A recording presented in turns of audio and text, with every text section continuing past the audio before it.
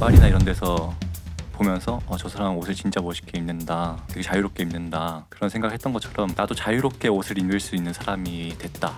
볼캡이나 이런 건 쓰시겠지만 그거는 이미 사회에서 어느 정도 우리나라 패션 시장에서 허용이 된 아이템들이고 허용되지 않은 아이템들이 분명히 있다고 생각을 하거든요. 이런 모자들. 그래서 이걸 쓰므로써 자유도 표현할 수 있다고 생각을 하고 있죠. 셀럽 중에 네. 블레숑 모자를 쓴 사람 중 가장 기억 남는 사람? 네. BTS B 씨가 가장 기억에 남아요. 스타일리스트가 스타일리스트 분들이 구입을 하러 오셨어요. 그래서 사가시고 또 며칠 있다가 또 몇 개 사가시고 또 마음에 든다고 해서 또 몇 개 사가시고 이런 식으로 해서 마음에 드는 걸 쓰셨겠죠 가장. 제가 사진들을 봤는데 이거를 이렇게 뒤로 눌러 쓰신다고 해야 되나? 그런 분들이 많았었는데 그 전까지는 제가 원하는 대로 딱 멋있게 쓰시더라고요. 남자답게 막 툴 눌러 쓰는 경우도 있지만 약간 눈썹도 보이게끔 해서 그냥 일자로 딱 쓰시더라고요. 멋있게. 그리고 스타일링도 제가 평소에 원하는 그냥 반팔티나 뭐 이런 거에 그냥 쓰시고, 그래서 제가 봤을 땐 보기가 너무 좋았어요. 그때 스타일리스트 분께서 구매하러 네. 블레숑 오셨을 때 네. 이게 B 스타일리스트가 오셨다는 거를 아셨어요? 한번 연락이 먼저 오셨던 것 같아요. 저 가서 한번 보고 싶은데 가도 되냐고 연락이 오셔서 네, 처음에는 알았습니다. 네. 되게 기억에 남으셨겠다. 네. 그래도 네. BTS B님이면 되게 아무래도 큰 셀럽이시잖아요. 그렇죠. 그때는 초창기여가지고 또 음. 더더욱 기분이 좋았죠. 네. 수제 펠트햇을 언제 처음 접하게 되신 거예요? 얼마 안 됐어요. 한 5년 전? 진짜 얼마 안 됐네요. 네네. 근데 그냥 펠트에, 그러니까 페도라라고 알았었죠. 그냥 그때는 20살 그때쯤 바로 쓰기 시작했죠. 그런데 어디서 보고 페도라를 쓰기 시작하셨어요? 잘 기억이 안 나는데 그냥 뭐 동대문 이런 데서 샀던 것 같아요. 처음 샀던 건 그때쯤이었던 것 같은데 이걸로 스타일링을 해야겠다 하면서 썼던 건 파리에서 샀던, 그때 당시에 한 100불? 100유로 정도 주고 샀던 거. 처음 제대로 내가 사서 이건 써야겠다 했던 거는 8년 전. 그러니까 한 20대 후반쯤 그때였던 것 같아요. 중후반쯤. 모자를 쓰는 거랑 네. 그걸 업으로 삼는 거랑은 또 다르잖아요. 그렇죠. 어떻게 하다 이 전통을 이어오시게 된 거예요? 이게 사실 전통을 잇는 건 제가 전통을 잇는 걸 되게 중요하게 생각한 것도 아니고 하는 것도 아니고 전통을 잇겠다고 한 것도 아니고, 사실 전통에는 큰 관심이 없어요. 저는 사실은 가장 중요한 거는 그 방식대로 만들지 않으면은 이 모양이 안 나와요. 그래서 어쩔 수 없이 전통의 방식을 따르는 거고, 또 하나 중요한 거는 그 전통 방식대로 해야지 다양한 쉐입을 만들 수가 있거든요. 중요하겠지만 어쩔 수 없이 입고 있는 게 맞는 거고요. 처음에는 패션 포토그래퍼 되고 싶어서 그냥 무작정 뉴욕으로 가서 사진 찍기 시작했는데 찍다 보니까 너무 화려하고 뭐 트렌드 따라가고 이런 것들은 멋이 없다고 느껴졌고, 진짜 멋있는 사람들 봤을 때는 옷이 막 그렇게 화려하지도 않고 막 뭐 무겁게 입지도 않고 가볍게 입었는데 자기 색이 그냥 뚜렷한 사람들만 남아 있었거든요. 제가 생각했을 때 이제 저 사람은 진짜 멋있는 사람이다 하는 사람들은 옷은 뭐 멋있게 안 입은 것 같은데 그냥 색이 뚜렷해요. 어떻게 입어도 자기만의 색이 있어요. 그리고 두 번째로는 우리나라 아닌 이제 그 뭐 뉴욕이나 런던, 밀라노, 파리 일상 속에 살아가는 사람들이 너무나 그냥 멋있고 자유롭게 쓰고 스타일링을 하는 거예요. 이거를 정해진 그런 룰 없이 입고 싶은 대로 쓰고 싶은 대로. 그러다 보니까 저한테는 어떤 걸 입어도 별로 멋이 없어질 때쯤에 모자 쓰면 멋있는 사람이 됐어요. 그러니까 모자를 잘 쓰는 사람들이 진짜 멋있는 사람이 돼버린 거예요. 저한테는. 그리고 마침 이제 코로나 때문에 해외 못 나가고 사진도 못 찍을 때쯤 제가 이제 그럼 내가 한국에서 멋있는 거 하나 해봐야겠다 이러면서 시작하게 됐죠. 그때. 그래서 내가 멋있다고 생각하는 그 약간 패션의 완성인 모자를 그럼 내가 만들어보자라는 게 계기가 된 거예요? 네, 맞아요. 저도 썼을 때 제가 제일 멋있는 것 같고. 네, 맞습니다. 네. 근데 좋아하시면서 쓰셔서 그런지 정말 잘 어울려요, 모자가. 그런 이야기 많이 들으세요? 솔직히 많이 듣는데 아니 매장 오시면은 가게 오시면은 좀 자신감이 없어 하시는 분들이 많아요. 사실 처음 접하시는 분들은 항상 뭐 모자 써도 뭐 캡모자, 뭐 야구 모자 이런 것만 쓰셨을 테니까 처음에는. 그럼 말씀드리는 게 멋있는 모자, 잘 만든 모자 쓰면 누구나 잘 어울린다고 말씀을 드리죠. 그리고 직접 써보시면 제가 안 어울리면 진짜 안 어울린다고 하거든요, 그냥. 그런데 자신 없어 하시는 분들도 진짜 잘 어울려요, 멋있게. 맞는 거 딱 자기한테 맞는 거 쓰시면. 그래서 저만 잘 어울리는 건 아니다. 모두 다 잘 만든 모자를 쓰면은 다 잘 어울릴 수 있다는 네, 답변해 드립니다. 그 조건이 있는데요. 잘 네. 만든 모자. 네, 맞아요. 근데 그건 맞아요. 저도 못 만든 모자는 지금은 집에 있거든요. 이제 뭐 옛날에 샀던 뭐 싼고 뭐 대충 만든 공장에서 찍어낸 모자들 지금 써보면은 못 쓰겠어요. 저도 안 어울리는 것 같고 그런 것들은 멋도 없고. 네. 종우 대표님 기준으로는 네. 잘 만든 모자와 잘 못 만든 모자의 차이점이 뭐예요? 우선은 그 소재 원단이라고 말씀드릴게요. 원단부터가 일단 시작이니까 좋은 소재를 써야 되는 거고 거기가 이제 시작이거든요. 거기서 이미 일단 반 정도는 차이가 나는 것 같아요. 그러니까 기본적으로 뭐 저희는 이제 토끼털 펠트나 뭐 비버퍼 펠트를 쓰는데 이거는 전 세계 어디서든 이제 비버퍼는 제일 윗 단계. 그래서 뭐 아예 그런 제가 받고 싶어도 받을 수 없을 경우가 많아요. 제한돼 있고 어느 정도 막 수렵 같은 것도 제한돼 있고 하니까. 그다음 이제 밑에가 토끼털인데 저렴한 제품들은 그냥 양모 쓰거든요. 울. 그거를 잘 포장해서 되게 좋은 것처럼 말하기도 하는데 어디서는 울 펠트 쓰면 일단은 되게 뭐 표면 촉감 그리고 뭐 단단함 이런 것부터가 차이가 많이 나고 그 다음이 쉐입으로 형태라고 말씀드릴게요. 형태가 이제 얼마나 균형을 잘 이루게 만들어졌는지 그리고 이런 브림 챙이 물론 메이커마다 원하는 바가 다르겠지만 저 같은 경우는 좀 이렇게 쳐져 있는 걸 별로 안 좋아하거든요. 그래서 그걸 얼마나 자기 의도대로 각도를 잘 만들어 미세하게 조절을 했는지 그런 것들이 있죠. 크라운 같은 경우도 이제 우리는 동양인이니까 저 같은 경우에는 동양인한테 잘 맞을 정도의 뭐 높이라거나 이런 각도라거나 산 이런 것들이 내가 원하는 대로 잘 됐는지 메이커가 원하는 대로 잘 만들어졌는지 이런 것들이 이제 총괄적으로 됐을 때 잘 만든 모자가 되는 거죠. 이걸 디자인한 사람의 의도대로 얼마나 좋은 소재로 네, 의도대로 만들어졌는가가 결국에는 관건이라고 느껴지는데요. 네, 맞아요. 음. 왜냐하면 나라마다 도시마다 사람들 얼굴 형태가 다르고 생김새 두상도 다르고 기본적인 그런 것들이 다른데 저는 이제 한국에서 만드는 한국 캠페인커니까 한국 사람들이 일단 잘 어울리게 만들어야 될 거잖아요. 그러니까 그런 것들을 다 많이 만들어보고 연구를 함으로써 완성도가 있을 거니까 그 자기가 이제 추구하는 그 완성도에 100% 만족하는 모자가 나왔을 때가 잘 만든 모자이겠죠. 그러면 이렇게 핸메이킹을 처음 접하는 사람들을 위해서 간략하게 그 과정이 어떻게 되는지 설명해 주세요. 자기가 쓰고자 하는 원단을 찾아서 받아야 되고 저 같은 경우는 미국에서 받고 있는데 받으면 목형이 이렇게 있어요. 사이즈마다 목형이 이렇게 있으면 이제 거기다가 스팅기 이용해서 얘를 충분히 늘려주고 거기다가 이제 씌워서 처음 기초 작업을 하고 그 다음에 좀 이제 말리는 시간도 하루 이틀 걸리고 그 다음에 또 이 사포로 샌딩을 또 해주고 샌딩된 걸 원하는 사이즈로 잘라야겠죠. 그 다음에 브림이나 이런 것들을 이제 한번 잘라주고 그 다음에 이제 자른 상태에서 안에 이런 가죽 밴드 안감 같은 것도 넣어주고 형태 잡아주고 브림 같은 거 각도 어떻게 할지 잡아주고 그렇게 해서 그리고 마지막으로 이제 이런 디테일 같은 것들 연구해서 어떤 게 잘 어울릴지 해서 다 넣으면 끝 납니다. 그렇게. 네. 그렇게 해서 보통 하나 제작하는데 평균적으로 며칠 걸려요? 평균 10일 걸립니다. 근데 뭐 제가 10일 내내 잡고 있는 건 아니고 말리는 시간도 있어야 되고 얘도 좀 쉬어주는 그런 시간도 필요해서 10일 정도 걸려요. 네. 열심히 만드시는 건 대표님이지만 모자도 쉬어줘야 되는 거예요. 네네. 막 적시는 경우도 있고 하다 보니까 담궜다가 네, 거의 그 정도로 적시는 경우도 있어서. 네. 모자가 결국 소비자의 손에 들어가기까지 이 모자를 제공해서 드리는 것 그리고 네. 구매를 할 때 네. 어떤 경험을 하시길 바래요?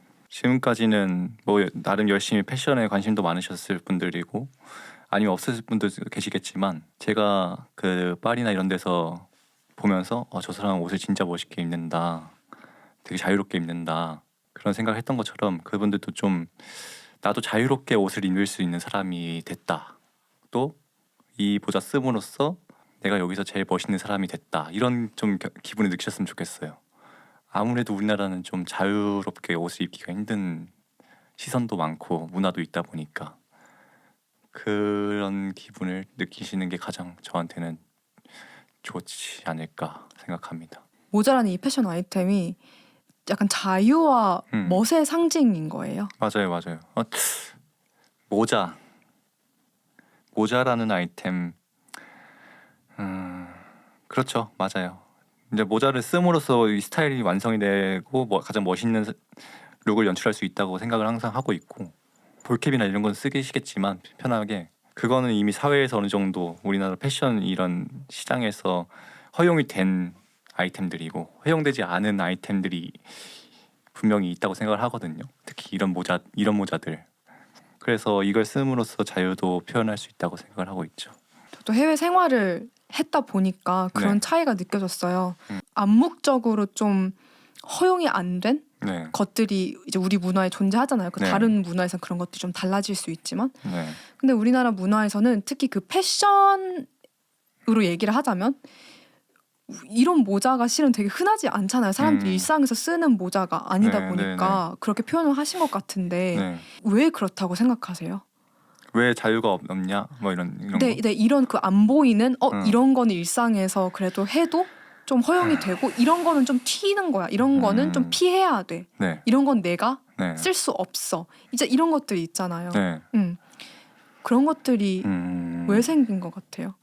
일단은 직업적으로도 우리나라는 아직 좀 덜 다양한 것 같고, 윗세대 분들은 또 패션과는 좀 먼 그런 삶을 사셨고, 게다가 항상 뭐 일하는데 항상 바쁘셨고 돈 버는 게 우선이었던 분들이 많이 있으니까, 윗세대는 우리나라 또 경제도 그때는 좋지 않았을 때니까 그런 것도 다 영향이 있는 것 같고, 거슬러 이제 거쳐서 이 세대들은 자유로워질 법도 한데 왜 못했냐 생각을 해보면 너무 미디어가 발달해서 그런 것도 같기도 하고, 왜냐면은 비난과 비판이 너무 많이 있으니까 조금만 튀는 행동을 해도 어디선가 날 비판하고 있겠구나, 날 비평하고 저 사람들이 날 쳐다보면서 수군대고 있겠구나라는 그런 인식을 받을 수밖에 없는 지금 세상이어서 그런 것도 있는 것 같고, 그 정해진 대로 살아야 된다는 이 뭐랄까 안정적인 삶을 살아야 된다는 그 어렸을 때부터 교육 시스템 이런 것도 다 포함이 되는 것 같아요.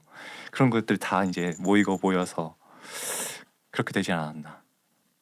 그리고 저도 사실 뭐 똑같은 사람인데 다른 거는 그냥 경험을 좀 밖에 나가서 많이 했을 뿐이거든요. 그런 경험들도 부족해서지 않을까. 경험하면은 바뀔 거라고도 생각을 하고 있습니다. 과거에 있었던 경험 중 네. 어떤 경험이 나는 좀 세상을 다른 시각으로 봐야겠다라는 이런 시각을 기를 수 있게 해줬나요? 일단 아까 말씀드렸듯이 제가 패션 사진 찍으러 다닐 때 워낙 그 패션 위크라는 곳에서 저는 거의 뭐 한 달, 두 달 이렇게 살다 왔으니까 패션밖에 없는 곳에서 살다 보니까 그런 경험들이 가장 큰 그런 계기가 됐던 거고, 제가 좀 더 자유롭게 옷을 입어도 되는구나라는 생각을 할 수 있게끔 해주는 계기가 됐던 건데, 더 거슬러 올라가면은 제가 학교를 고등학교 때 중국으로 유학을 갔거든요.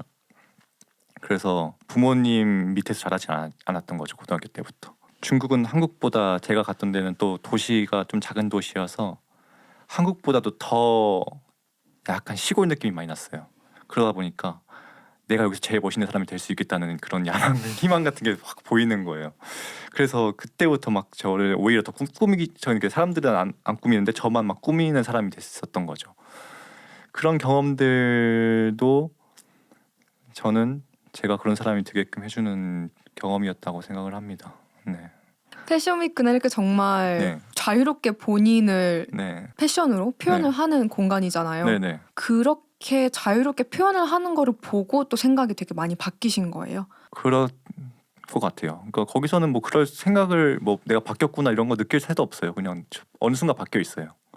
사람들이 다 너무 자유롭게 표현하고 다니고 입고 다니고, 그리고 가장 우리나라에서 문제인 그런 비판하는 시선 이런 거 아예 없다고 하기 저도 정확히 모르겠지만 거의 저는 못 느꼈거든요 한 번도. 그러다 보니까 자연스럽게 그냥 제가 바뀌어 있더라고요 어느 순간부터. 그냥 자유롭게 입어도 아무 문제 없구나.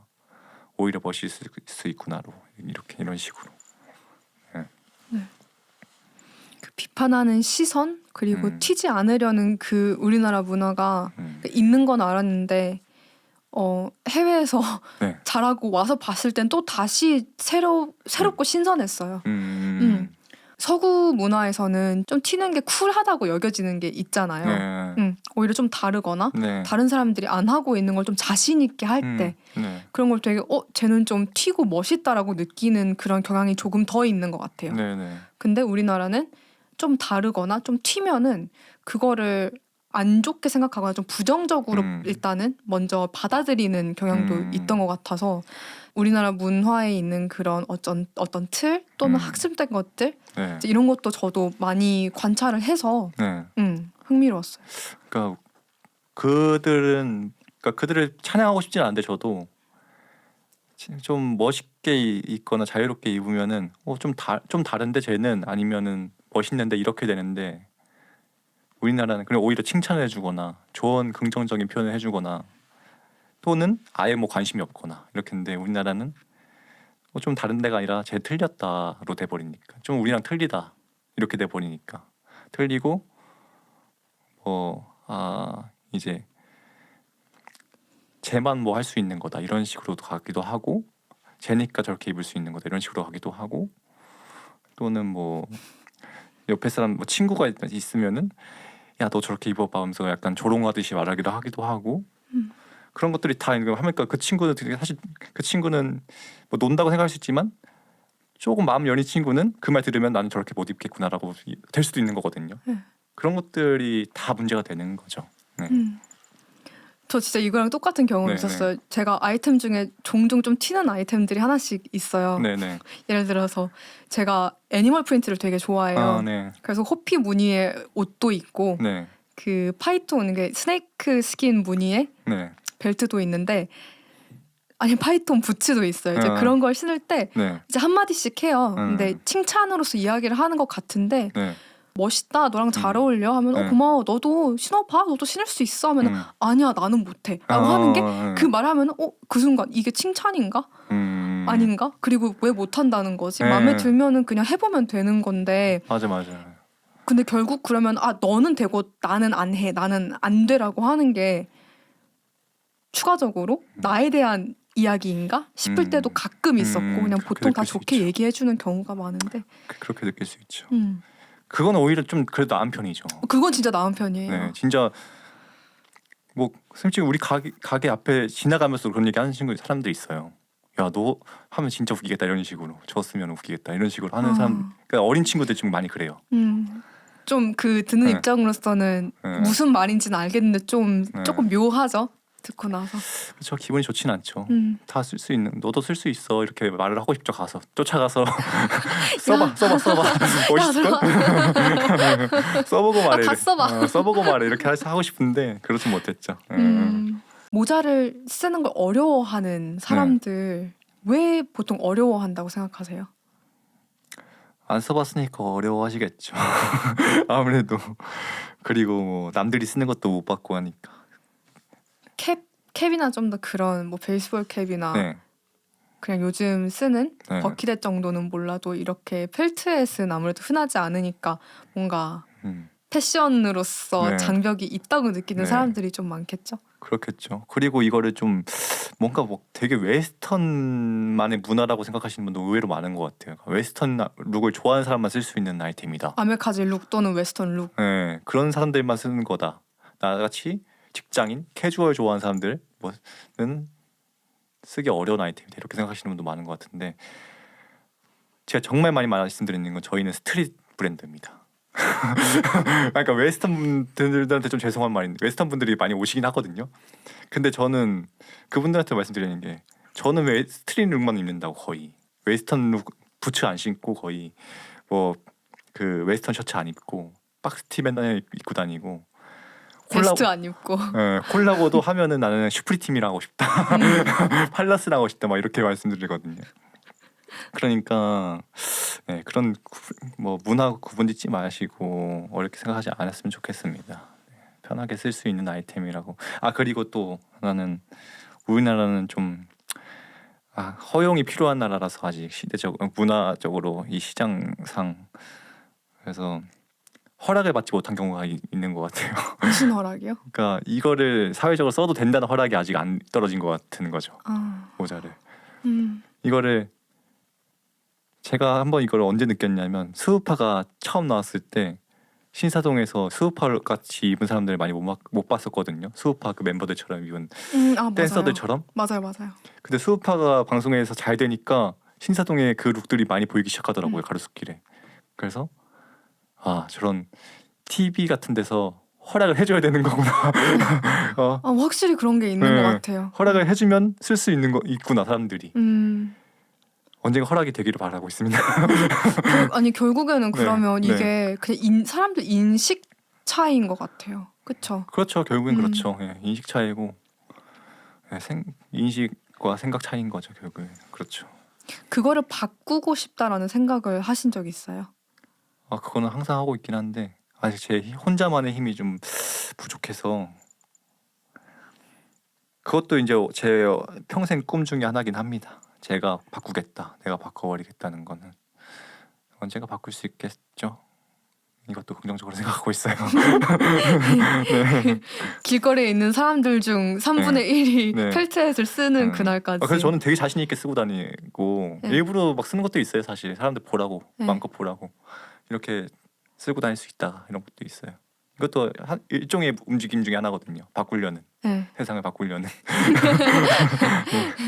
모자 제작할 때 하나하나 다 디자인하시는 거예요? 네네.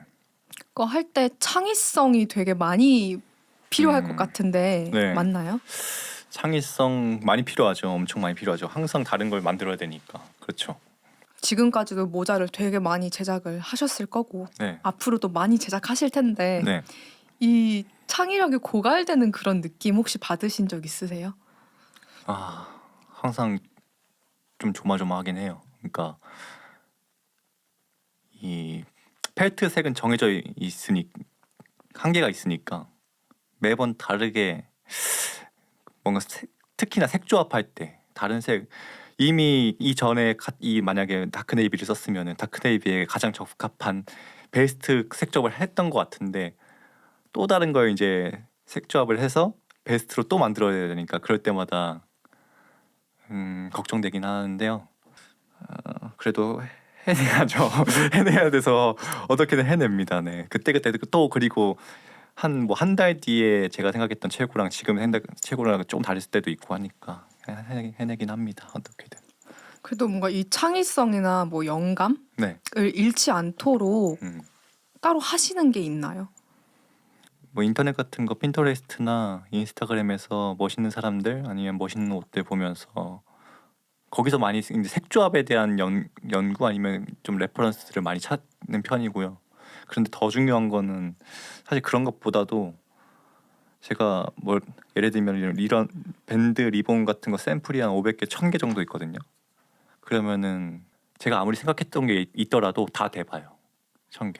그러니까 혹시라도 더 좋은 색조합이 나올 수 있으니까 1000개를 왔다 갔다 하면서 계속 다 대보고 그러니까 이거는 창의성보다는 그냥 노력인 것 같아요.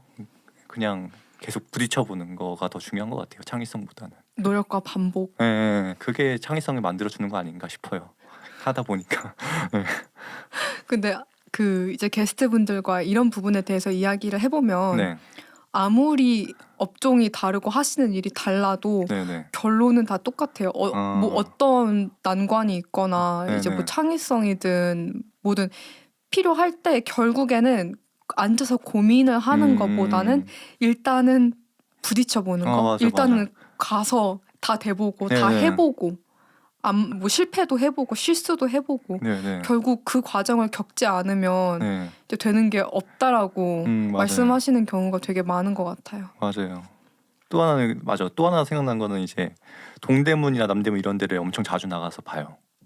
어떤 거 보세요 가서? 거의 이런 부자재 같은 거 보죠. 뭐 이런 와이어, 금속, 그러니까 밴드, 리본 이런 것뿐만 아니라 뭐 디지털 그리고 뭐 액세서리 이런 거 다 보고 어울릴 만한 거 있으면은 항상 다 심지어 이불 이런 것도 봐요. 이불 어떻게 저거 찢어가지고 하면 멋있겠다 싶을 수도 있으니까 그런 거 엄청 많이 보고 마음에 드는 거 싹 사오죠.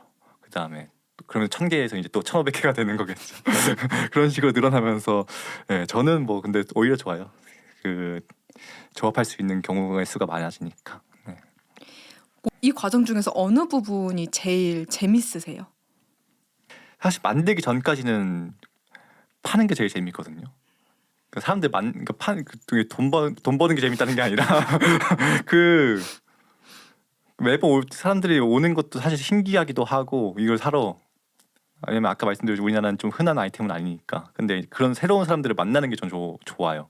그런데 막상 만들기 시작하면은 이게 시간 가는지 모르면서 만드는 거 보면 만드는 때가 가장 좋은 것 같긴 합니다. 네. 들어보니까 전 과정 다 되게 네. 즐기시고 계신 것 같아요. 네, 근데 만들기 직전까지는 만들기 싫어요, 진짜. 아, 저 그 느낌 알아요. 저도 영상 만들기 전까지는 네. 기획하고 스크립트 짤 때는 네. 진짜 하기 싫어요. 네네네. 그럴 때가 그런 게 있어요. 근데 네. 만들다 보면은 이게 너무 재밌어요, 이상하게. 맞아요, 네, 맞아요. 네. 그 전에도 스트레스 커요. 아, 이거 잘 나와야 되고, 이건 네, 이렇게 네. 해야 되고, 이거 할 땐 이렇게 하고, 이거 계획하고 막 머리 굴리고 있을 땐 좀 짜증나고 스트레스 받을 때도 있거든요. 네네. 그리고 실은 만들 때도 조금 스트레스 받긴 해요. 그렇죠. 네. 근데 결국 다 하고 나서 돌아보면은 네. 재미있긴 하더라고요. 그렇죠. 저도 만드는 과정이 다 좋진 않아요. 이제 음. 싫은 것도 있고 좋아하는 것도 있어요. 아까 말씀드린 여러 개가 있으니까. 네, 그렇습니다. 근데 약간 그 전 준비 과정에서 스트레스 받는 그건 저랑 비슷하신 것 맞아요. 같아요. 그렇죠. 이걸 또 열흘 동안 이거를 만지고 있어야 된다고 생각하면은 약간 스트레스 받긴 합니다. 제작하는 과정에서 네. 인내심이 많이 필요해요? 만들기 직전까지는 또 인내심을 내가 발휘를 해야겠구나 생각하는데 만들면서는 인내심 같은 거 필요 없을 정도로 그냥 계속 저도 모르게 만들고 있어서 그렇게 많이 필요하진 않아요. 그러니까 뭐 그렇게 필요하진 않습니다. 네. 인내심보단 준비하고 네. 그냥 좀 어떻게 보면 이게 마인드셋이겠네요. 싫어도 해야 된다. 싫어도 일단은 해야 된다 마인드셋. 하면 재밌을 거다. 이런 것 같아요. 네. 네. 사실 제가 지금 제작할 수 있는 환경이 저한테 너무 감사한 환경이에요. 처음 시작할 때 생각하면은 저는 막 집 화장실에서 만들고 베란다에서 만들고 뭐 태우는 작업도 있거든요. 태우는 작업할 때는 가지고 나가서 의자랑 같이 다 가지고 나가서 밖에서 공터 같은 데 가서 태우고 막 그랬거든요. 근데 지금은 매장 안에 작업실에서 다 할 수 있으니까. 그렇게 집에서 힘들게 제작하셨던 거를 얼마나 그렇게 하신 거예요? 지금 양재동에 가게 만들기 전까지 했어요. 그러니까 거의 한 3년 동안. 왜냐면 그때는 그냥 친구랑 같이 쓰는 작은 사무실에서 그거를 이제 뭐 쇼룸이나 가게랍시고 했기 때문에 만들 수 있는 건 여건이 전혀 안 돼서 여기 양재동 온 지가 이제 한 8개월 됐으니까 그 전까지는 계속 그렇게 만들었다고 보셔야 합니다. 네. 저 되게 고생하는 기간, 지금도 고생을 하시겠지만 네. 그 전에는 더 힘들었겠어요. 네. 그래서 그때는 지금 뭐 인스타그램 보면 만드는 릴스 같은 거는 상상도 못했어요. 그러니까 찍는 거 자체가 찍을 수 있는 환경이 아니니까.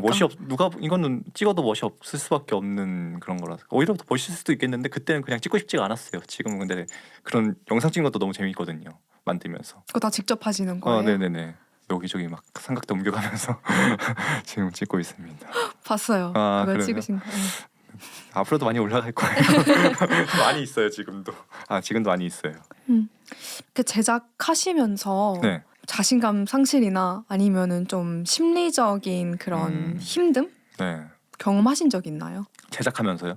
아니면 운영하면서 플래시용? 둘 다요. 그 어느 것이든. 초반에는 진짜 많았고 아까 말씀드렸듯이 너무 환경 열악하고 솔직히 매출도 거의 뭐 없었고 이래서 그때는 뭐 하루가 멀다 하고 맨날 있었죠. 그냥 빨리 접고 다른 거 할까. 근데 이미 시작한 거 뭐라도 배야 되니까 했던 것도 있었고 요즘에는 가끔 오긴 합니다. 이게 없을 수는 없는 것 같아요. 제가 아무리 잘 돼도 언젠간 또 올 것 같은데 아무리 잘 되고 잘 나가도 뭐 이거 올 수밖에 없는 것 같은데 아이디어가 고갈될 수도 있을 거고 솔직히 말씀드리면 생각보다는 사람들이 좋아해주지 않아서 오는 것 같아요. 제 기대보다.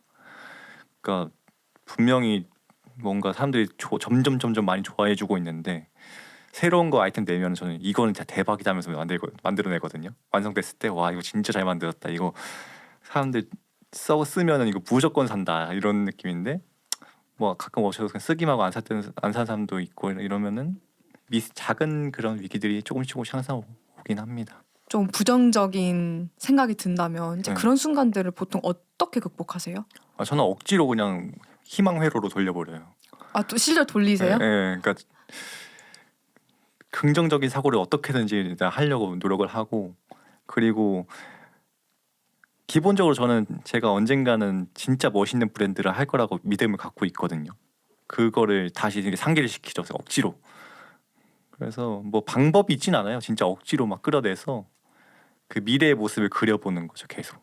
위기가 올 때마다 좋은 반응이 올 때가 많이 있어요. 그러니까 제가 이거 진짜 위기다 싶을 때 뭐 예를 들면 손님 오셔서 막 뭐 갑자기 여러 명이 오셔가지고 한 번에 사신다거나 이런 일이 있어서 이제 이건 저의 방법이 아니지만 아무튼 긍정적인 것들을 계속 받아들이려고 엄청 노력을 합니다. 어쨌든 그런 순간에 그런 반응들이 오는 걸 캐치하는 것도 네. 내가 해야 되는 거잖아요. 네. 너무 부정적인 그 구렁텅이에 빠져서 좋은 반응이 있어도 그거를 안 보거나 무시하는 정도로 되게 어두워질 때도 있잖아요. 그렇죠. 정말 힘들면. 네. 근데 어쨌든 그런 것까지도 캐치를 하고 최대한 이걸 이어나가려는 이런 꿈? 믿음이 어느 정도 있으셔서 또 그게 네. 가능한 것 같아요. 맞아요. 그리고 최근에 제가 어떤 쇼츠를 봤는데 그 신동엽 씨가 하는 유튜브 채널인가 거기 이제 BBC 나왔나? 그랬던 것 같은데 거기 BBC가 하는 말이 저는 너무 공감된 게 제가 어렸을 때부터 안 되면 몸으로 진짜 많이 때웠거든요. 그러니까 그 운영할 때 매출이 아예 빵원이었으니까 어떻게든지 메꿔야 되는 것들이 있었을 거고 그럼 저는 진짜 그냥 몸으로 나가서 때웠었어요. 머리가 좋은데 좋은데 그 방법이 제일 저는 몸 쓰는 거 좋아하고 해가지고 뭐 돈 없으면 뭐 고사판 가서 일하면 예를 들어서 돈 벌면 되는 거거든요. 그런 식으로 단순하게 생각을 해요. 그냥 지금도 뭐 사실 뭐 예를 들면은 매출이 원하는 대로 안 나왔으면은 그거 뭐 나가서 내가 몸으로 떼어가지고 벌어서 메꾸면 되지. 그리고 이거 모자 만들어서 또 다음 사람은 대박 내면 되지. 이런 생각을 항상 하고 있습니다. 네, 단순하게 생각합니다. 그냥. 어떻게든 될 거야. 네, 몸 건강하고 힘 잘 쓰니까 몸으로 때운다. 일도 여러 개 해봤고 경험도 많으니까 어디 가서 뭐 싫은 소리 안 들으니까. 근데 BBC가 똑같이 얘기를 하시더라고요. 막 뭐 내가 더 예쁘니까 어디 가서 알바해도 나한테 손님 더 많이 올 거야 이런 식으로 얘기를 하시더라고요. 그리고 물론 나이가 차이가 좀 있지만 저는 또 나이를 더 먹으면 힘들 수도 있겠지만 지금까지는 아직 그런 생각을 하고 있습니다. 핸메이킹을 하고 사업을 하는 건 되게 다른 세계잖아요. 네, 그렇죠. 뭐 비슷한 부분도 있었을 것 같고 항상 이 패션 쪽에서 일을 하고 싶으셨어요? 네, 거의 한 군대에 그러니까 21살 그때부터 패션에서 일을 해야겠다고 마음 먹었었어요. 제가 전공이 아예 그냥 문과거든요. 대학교. 그런데 그냥 군대에 있을 때부터 그런 생각을 해서 졸업만 하면은 내가 살고 싶은 대로 산다. 그래가지고 바로 그냥 유학 갔던 거였었어요. 지금 생각하면은 어떻게 해냈을까 싶은데 하나부터 열까지 다 처음에 하는 것들이라 사실 쉬운 게 하나도 없었죠. 뭐 사진 찍다가 해외 못 나가게 돼서 사진을 이제 그만 찍어야겠다 했던 거고. 근데 또 하나 말씀드리고 싶었던 건 저는 사진을 찍는 걸 좋아하는 사람은 아니었거든요. 아, 그래요? 패션이 그 현장이 좋았고 패션이 좋아해서 그냥 그 일을 했던 것뿐이지. 지금 생각하면 더 그랬던 것 같아요. 그래서 그걸 접는 거에 대한 미련은 없었어요. 사실. 그냥 언제든 또 다시 할 수 있는 거고. 근데 이제 핸메이커로서 브랜드를 내야겠다 생각했을 때는 단순하게 그냥 사업자 등록증 내고 모자 만들면 되겠다가 아니라 왜냐면 모자 만드는 방법도 몰랐으니까. 그래서 해외에 있는 돈 다 털어서 그 원단을 해외에서 도시마다 다 주문해가지고 비교해 보면서 일단 원단 찾는 것부터 시작해가지고 뭐 그때는 이제 만들 줄 모르니까 하나하나 만져보면서 어떻게 만들어야 되나 해가지고 막 영상도 찾아보고 어디 막 미국 사이트 영어 해석해가지고 막 찾아보고 그런 것들을 지금 생각하면 진짜 쉬운 게 하나도 없었죠. 네, 다 해서 지금까지 어떻게 해서 이렇게 오긴 왔습니다. 어떻게 보면 다른 사람보다 더 쉽게? 그러니까 쉽지는 않았겠지만 새로운 걸 시도하는 거에 대한 큰 두려움이 덜 있는 편이실 수도 있을 것 같은데 새로운 시도를 하는 그 마인드셋 어디서 오는 것 같아요? 잘 될 거라는 믿음이 첫 번째인 것 같고 반대로 잃을 거 없다는 그런 자신감이라 해야 되나? 아쉽지 않음? 뭐 이런 것도 이게 두 번째인 것 같아요. 그 외에는 없습니다, 사실. 그냥 잘 될 거라는 믿음, 열심히 하고 잘 해내면 잘 될 거라는 믿음밖에 없어요. 어렸을 때부터 이렇게 생각하시는 편이었어요?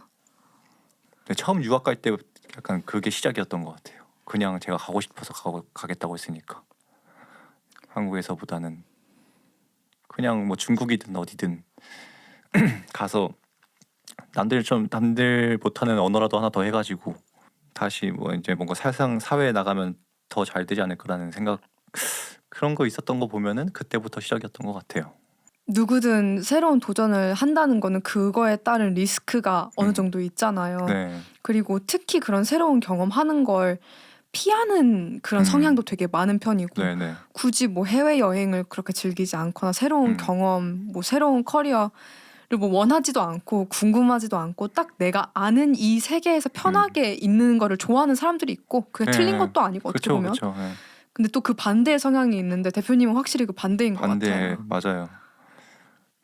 말씀하셨듯이 근데 저랑 반대되는 뭔가 그 굳이 새로운 거 하지 않고 그냥 살아가는 대로 살아가겠다는 사람들이 절대 틀린 건 아니거든요. 오히려 제 입장에서는 그분들이 더 대단해요. 저는 살고 싶은 대로 살았으니까 그래도 뭐 어려웠든지 쉬웠든지 간에 하고 싶은 거 했으니까. 근데 그분들은